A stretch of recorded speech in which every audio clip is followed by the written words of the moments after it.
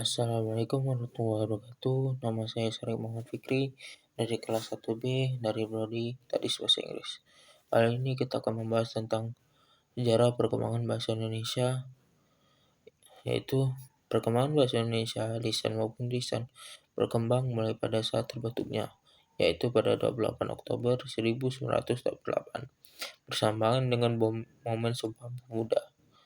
Setelah terbentuk, bahasa Indonesia terus berkembang sering berlakunya ejaan Van of Hugisen, Suwandi, Melindo, bahkan hingga ke ejaan yang disempurnakan atau IED. Ini adalah beberapa contoh sederhana bagaimana bahasa Indonesia dengan pesat mengalami perkembangan. Bahasa Indonesia yang telah dikenal oleh khalayak umum merupakan bahasa Melayu yang menjadi lingua franca atau bahasa perhubungan di Nusantara kala itu. Bahasa Melayu telah ada dan digunakan terlebih dahulu. Keberadaan bahasa Melayu pun dapat dilitik dan dalam saat persiapan Kongres Pemuda tahun 1928, para pemuda masih mempermasalahkan tentang sebutan Bahasa Persatuan Indonesia.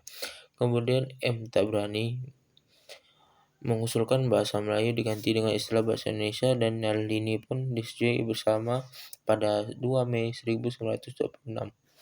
Badan Pengembangan dan Pembinaan Bahasa Kementerian Pendidikan, Kebudayaan, Riset, dan Teknologi dalam laman resminya telah mencantumkan bahwa bahasa Melayu telah berada di kawasan Asia dan khususnya Asia Tenggara sejak abad ke-7.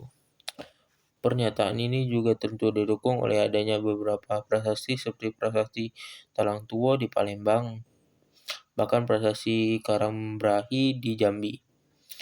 Keberadaan prasasti-prasasti ini telah ada sejak tahun 660-an. Selanjutnya, untuk sejarah perkembangan bahasa Indonesia dapat disoroti melalui zaman Sriwijaya yang menggunakan bahasa Melayu untuk menjadi bahasa pembelajaran, kebudayaan, dan hingga pada saat penyebaran agama Kristen oleh pendeta-pendeta dan orang Belanda pada saat masih berada di Indonesia. Bahasa Melayu yang merupakan cikal bakal bahasa Indonesia telah berkembang dengan sangat pesat di Indonesia. Bahkan sebelum bahasa Indonesia pertama kali resmi diumumkan pada Sumpah Pemuda. Bahasa Indonesia sejak dulu telah membentuk bangsa dan mempersatukan keberagaman yang ada di Indonesia yang memiliki tingkat kemajemukan yang sangat tinggi. Begitulah sejarah bahasa Indonesia. Kurang lebihnya saya mohon maaf. Saya Syarif Muhammad Fikri, pamit undur diri. Assalamualaikum warahmatullahi wabarakatuh.